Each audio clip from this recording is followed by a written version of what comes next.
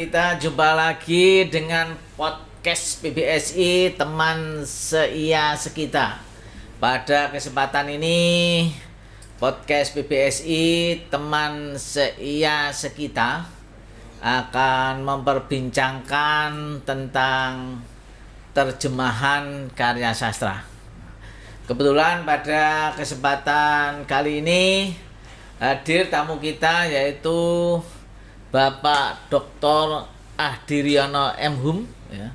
Beliau ini disertasinya mengangkat tentang terjemahan karya sastra. Oleh karena itu, tepat sekali apabila pada kesempatan ini podcast PBSI Teman Seia Sekita mengangkat pokok bahasan tentang terjemahan karya sastra langsung oleh pakarnya ya.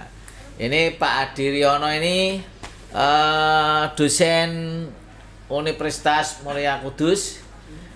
Beliau ini menekuni tentang terjemahan karya sastra. Nah, untuk membedah tentang bagaimana terjemahan karya sastra, fungsinya apa, kemudian tingkat kesulitannya bagaimana, nanti beliau akan menguraikan. Silakan Pak Ahdiriono untuk memperkenalkan diri lebih lanjut. Ya, terima kasih Pak. Suaranya agak dikeraskan Pak. Terima kasih Pak Kanjunudin ya, atas undangannya di podcast PBS ini. Ya, saya Ahdiriono pengajar di jurusan atau program studi pendidikan bahasa Inggris ya, Universitas Muria Kudus, yang kebetulan saya juga mengampu beberapa mata kuliah yang terkait dengan penerjemahan dan juga linguistik ya secara umum. Ya. Ya, gini Pak Adi. Jadi beliau ini menekuni ilmu murni ya berkaitan dengan kepakaran beliau yaitu linguistik ya Pak ya. Linguistik ya, dan khususon di bidang terjemahan karya sastra. Ini ingin saya tanyakan ini Pak Adi, fungsinya terjemahan karya sastra ini bagaimana nih Pak Adi? Sebelum kita nanti mengurai tingkat kesulitannya Pak Adi. Ya, terima kasih Pak Kanjunudin. Jadi fungsi penerjemahan karya sastra itu sebetulnya kalau kita lihat dari satu sisi itu memperkenalkan konsep budaya ya, atau kehidupan masyarakat dari bangsa lain ya, yang terekam dalam sebuah karya. Ada karya sastra gitu kan? Sehingga kebudayaan bangsa lain itu baik buruknya itu bisa kita pelajari ya, di dalam karya sastra itu. Jadi baik buruk suatu budaya masyarakat atau bangsa bisa kita dilihat dari karya sastra ya, gitu betul. Kita bisa belajar dari situ bagaimana bangsa itu maju, bangsa itu mundur, itu bisa terekam ya, di dalam karya sastra itu. Karena biasanya karya sastra itu kan mengikuti perkembangan. Perkembangan masa. Ya, selalu dinamis ya. Dinamis, dan tiap masa itu ada karya-karya yang tercipta di situ. Sehingga terkait dengan periodisasi kan. Jadi tergantung itu. Karena kalau kita lihat misalnya karya sastra era tahun 60-an ya, itu tentuan beda dengan tahun 30-an. Atau mundur belakangan gitu kan. Karena terkait dengan konteks sosial, konteks politik yang terjadi pada saat itu. Nah, biasanya kan karya sastra itu kan cerminan ya, atau mimikri ya, dari pengarang. Mimesis, tiruan tiruan dari pengalaman pengarang itu terhadap lingkungannya. Baik lingkungan fisik, lingkungan psikologis maupun terkait dengan perasaan dia. Perasaan pengarang itu terhadap apa yang terjadi di masyarakat. Ketika dia merasa bahwa yang terjadi itu bertentangan dengan apa yang dia yakini, maka dia akan membuat tulisan yang terkait dengan itu. Bagaimana sebuah karya itu bertentangan dengan nilai yang diyakininya. Ya. Misalnya ada masyarakat yang misalnya ada budaya tertentu, misalnya ada budaya-budaya, misalnya kalau di Jawa itu misalnya ada budaya ronggeng misalnya. Ronggeng itu kan mungkin bagi masyarakat yang religius itu kan kesannya negatif. Ya kan? Tetapi ketika itu seorang penulis memiliki latar belakang yang istilahnya memiliki keyakinan yang berbeda dengan masyarakat itu, tentu dia cara mengemas kritikannya, misal kalau dia nggak setuju itu beda. Artinya dia tidak langsung mengatakan ini haram, tetapi dengan sikap dari tokoh yang ada di situ kan, sikap bahwa dia ketidaksetujuannya itu diekspresikan dari perilaku tokoh-tokohnya di situ. Perilaku itu bisa perilaku verbal, perilaku non verbal kan, dalam menyikapi karakter-karakter yang ada di situ. Jadi dan justru inilah yang mungkin bagi kalangan tertentu itu justru malah efektif kan, untuk menyampaikan sebuah ide melalui karya sastra atau pesan-pesan dari pengarang kepada pembaca. Betul. Ya gitu ya. Nah, karya sastra itu kan bisa dijadikan alat untuk membentuk sebuah mindset. Mindset anak kita itu bisa ditanamkan nilai-nilai baik, nilai-nilai positif itu dengan membacakan karya sastra. Apalagi karya sastra itu yang terkait dengan budaya-budaya yang positif. Ya, misalnya budaya toleransi, misalnya budaya penghormatan terhadap kehidupan orang lain dan sebagainya. Itu terekam dalam karya itu. Terus bagaimana ketika ada konflik, bagaimana menyikapinya. Nah, ketika ini ada karya sastra dari bangsa yang maju, kan? Lebih maju dari kita sekian ratus tahun misalnya, maka kita perlu ada nilai-nilai yang positif yang bisa kita pelajari. Kenapa dia bisa maju? Dan yang itu bisa terekam dalam sebuah karya. Maka di sini pentingnya proses penerjemahan, karena tidak semua orang itu bisa memahami karya yang ditulis dalam bahasa yang berbeda. Betul. Misalnya kalau orang asing, ya orang Amerika, orang Inggris ingin belajar budaya Indonesia, gitu, mereka sebenarnya bisa belajar dari karya sastra itu, kan? Lah, gimana caranya? Ya diterjemahkan. Kan nggak mungkin orang Amerika, orang Eropa membaca dengan dalam teks aslinya. Tentu mereka akan karena keterbatasan bahasa itu ya. Keterbatasan kemampuan bahasa dan keterbatasan kemampuan pemahaman budaya juga kan. Jadi jika kesulitan. Nah, disinilah pentingnya seseorang yang ahli di bidang sastra terutama itu yang memahami dua bahasa atau lebih itu menerjemahkan, ya kan? Menerjemahkan karya itu ke dalam bahasa sasaran atau bahasa target, sehingga budaya yang ada sini itu bisa dipahami oleh orang lain ya, artinya betul. Bangsa lain ya, gitu. Betul, itu tujuannya. Jadi bagaimana agar budaya kita atau budaya orang lain bisa saling difahami lewat karya sastra itu.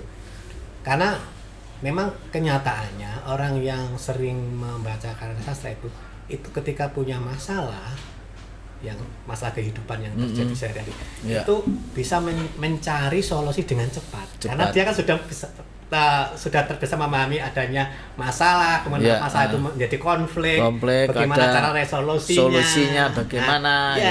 Jadi secara nggak sadar dia bisa memahami itu secara praktis dari kan ketika sudah bawa alam sadar yang bermain kan, maka itu otomatis dia nanti refleks. Ini Pak Adi, tingkat kesulitan apa menerjemahkan karya sastra dari satu bahasa ke bahasa lain? Misalnya bahasa Indonesia, karya sastra yang ditulis oleh sastrawan, pengarang ya dari Indonesia dalam bahasa Indonesia, kemudian diterjemahkan dalam bahasa Inggris. Ini tingkat kesulitannya apa? Karena kan menerjemahkan sastra ini tidak terbatas pada grammarnya saja. Betul. Nah, ada kaitannya dengan karakter tokohnya, ada kaitannya sosial budayanya, bahkan politik, ekonomi. Ini apa tingkat-tingkat kesulitannya yang dialami pengalaman Pak Adi ini? Gimana? Betul Pak Badin. Jadi sebetulnya kalau kita menerjemahkan teks yang bukan sastra ya, misalnya teks akademik itu jauh lebih mudah ya. Karena kita akan setia ya, biasanya setia pada bentuk dan juga setia pada isi kan. Tetapi kalau penerjemahan sastra itu sulit untuk setia pada bentuknya ya, karena yang dipentingkan dalam karya sastra itu kan komunikatif. Jadi metodenya, kalau metode penerjemahnya metode komunikatif yang digunakan. Artinya metode yang berorientasi teks target. Pembacanya siapa sih gitu kan? Target readernya itu siapa? Kita berorientasi ke situ. Jadi berorientasi kepada teks target, sehingga metode yang digunakan komunikatif. Nah, metode komunikatif ini memang lebih fleksibel, terutama untuk menerjemahkan karya sastra, karena karya sastra kan ada kerumitannya ya. Dia ada kode bahasanya. Misal bahasanya tidak bermakna denotatif tapi konotatif, seperti ini ya. Jadi ada makna konotasi ya, atau ada gaya bahasa tertentu yang macam-macam itu ya, yang berbeda-beda, sehingga bagaimana kita menerjemahkan gaya bahasa yang berbeda itu kan gitu. Jadi kan ada kode bahasa juga harus dilihat dan apakah ini maknanya denotasi atau konotasi gitu ya. Terkedua kan terkait dengan konteks juga ya, ada kontekstualisasi dalam sebuah teks itu kan. Kalau ada konteks ini juga harus dilihat ya, sehingga di sini ketika ada dialog itu kan sebenarnya mengandung makna misalnya antar tokoh dialog atau memberikan statement, ucapan misalnya, itu kan ada konteks yang melatarinya. Nah, disinilah pentingnya pemahaman terkait dengan makna penutur kan itu, makna penuturnya kan itu, atau makna speaker's meaning ya. Maksudnya tokoh ini ngomongin apa nih? Jadi yang diterjemahkan maksudnya. Ya bukan kalimatnya, bukan kata-katanya kan. Ini maksud dia ngomong gini misalnya, itu maksudnya apa sih gitu. Jadi yang diterjemahkan maksudnya. Lah kalau orang ngomong gini, seperti ngomong misalnya kalau kata terima kasih gitu. Terima kasih kan terima dan kasih ya. Kan kita nggak mungkin terima itu misalnya kita terjemahkan misalnya receive, kasih itu ya misalnya apa? Misalnya give ya, kan nggak mungkin gitu kan. Tapi ternyata di Indonesia kan terjemahnya kan misalnya ke dalam bahasa Inggris terjemah thank you kan. Nah, artinya tidak sesuai dengan kata-kata yang ada di situ kan. Nah inilah yang sering terjadi di dalam karya, sehingga ada konteks makna konteks atau makna maksud penutur itu. Kemudian yang kedua itu ada kode budaya kan gitu. Tadi kode bahasa kan kode budaya. Nah, kode budaya ini berarti biasanya kalau latar belakangnya budaya Jawa, biasanya sebuah karya sastra itu banyak kata-kata Jawanya. Misalnya ketika dia mengumpat, maki-makian itu mesti Jawanya banyak kan. Atau nama-nama binatang, nama-nama pohon-pohon itu juga menggunakan konsep Jawa kan gitu. Dan tentu ini sulit. Ini kan sudah terkait budaya. Pemahaman budaya inilah yang memang menjadi kesulitan tersendiri bagi penerjemah, karena dia harus mencari padanannya. Padanan katanya ini apa ya di dalam bahasa target. Nah, misalnya kalau tidak ditemukan, maka biasanya seorang penerjemah itu akan meminjam kata itu. Karena teknik yang digunakan biasanya teknik peminjaman. Ya, hanya saja ketika itu dipinjam saja kan kadang nggak ngerti itu apa. Maka biasanya ada deskripsi sedikit ada deskripsi apa sih maksudnya ini gitu. Artinya kata-kata asli itu ya, misalnya kata aslinya di dunia Jawa ini, orang Jawa itu bahasanya kan luar biasa. Misalnya soal bahasa makan ada makan, ada dahar, ada madang, ada nguntal, ada nyekek. Lah ini kan bahasa Inggris kan tidak ada. Dan ini berarti nanti kata istilah asli itu tetap dimunculkan, hanya diberi deskripsi gitu ya. Ada namanya teknik penambahan informasi. Jadi ini konteksnya apa? Pemakaian istilah ini atau kata ini? Teknik adisi gitu. ya. Kalau dalam teori terjemah teknik penambahan. Ya, Jadi ya. memang tambahan ini kan memang tidak ada di teks aslinya, ya, kan? betul, Hanya betul. penambahan untuk memperjelas maksud dari teks. Jadi nanti pembaca yang berbeda bahasa itu bisa memahami konteks apa istilah ini dipakai dalam karya sastra ini, betul, gitu ya. Betul. Dan itu memang membutuhkan keterampilan sendiri, kan? Karena nggak semua orang bisa seperti itu.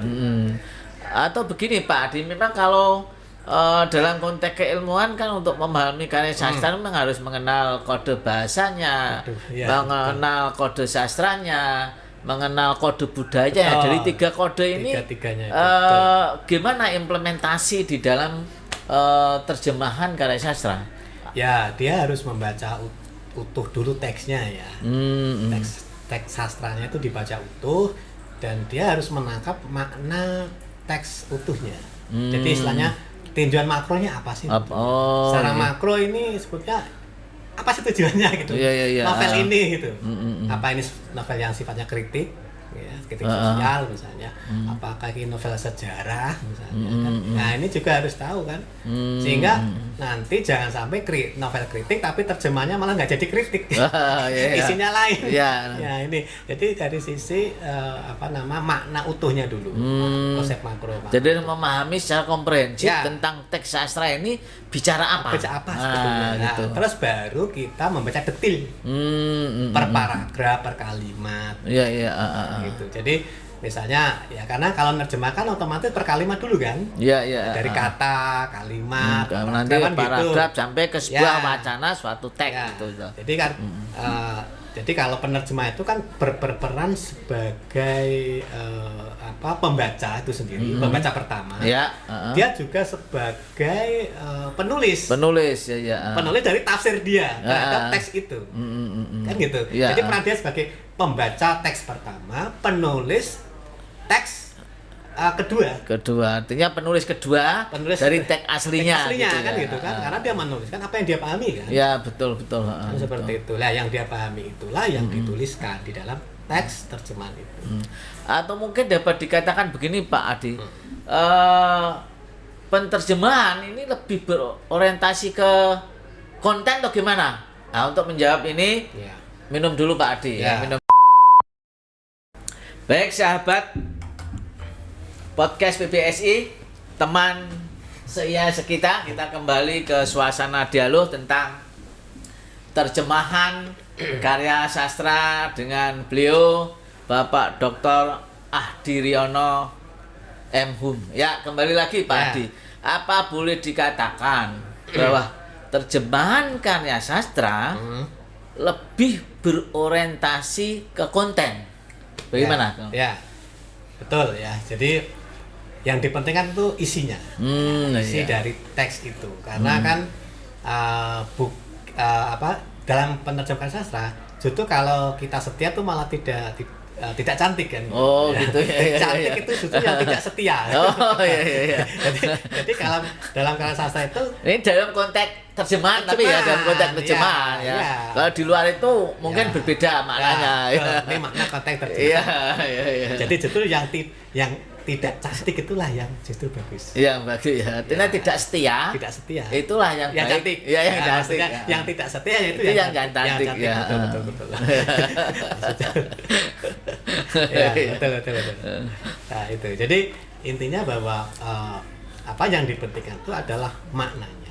Hanya saja memang kadang gini misalnya dalam karya sastra misalnya ada gaya bahasa tertentu, misalnya metafora, misalnya ada personifikasi misalnya kan, maka secara teoritis terjemahan maka diusahakan dulu semaksimal mungkin untuk mencari padanan secara metafora. Kalau metafora ya dicarikan metafora ya kan, metafora yang memang dalam teks targetnya seperti apa gitu kan. Juga ketika personifikasi misalnya atau metode similar misalnya. Itu juga harus dicari padanannya. Juga eufemisme misalnya. Nah, tetapi bisa misalnya eufemisme bisa diterjemahkan menjadi non eufemisme kan, yang tidak eufemisme tapi maknanya sama. Sama ya. Karena kalau kita cari yang eufemisme malah justru maknanya nggak sama. Oh, gitu. Kita boleh mengubah bentuk gayanya menjadi bentuk gaya yang berbeda. Oh, jadi istilahnya mencari padanan kata ini tidak hanya dari sisi gramatikanya. Ya. Bisa dari sisi konteksnya ya, dipertimbangkan juga ya. Ya dari sisi. Jadi kata itu kan tidak berdiri sendiri kan. Iya, iya, kata itu kan ada muatan. Pertama muatan budayanya. Iya, iya. Ada kata itu mengandung muatan ideologis, nilai-nilai, ya kan? Betul. Dan ini kan dicari padanannya. Oh, iya, iya. Nah, ketika nilai itu tidak ada di tag target, maka biasanya minjem. Oh, itu ya. Jadi tetap menampilkan aslinya gitu ya. Betul, aslinya. Gitu. Jadi misalnya dalam penerjemahan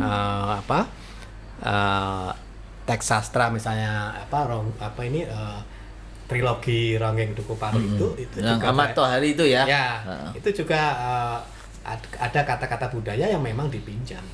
Jadi, dan padanan kata bahasa asingnya tidak ada. Tidak ada. Ya? Dia hanya menambahkan deskripsinya atau penjelasan singkat mengenai kata itu.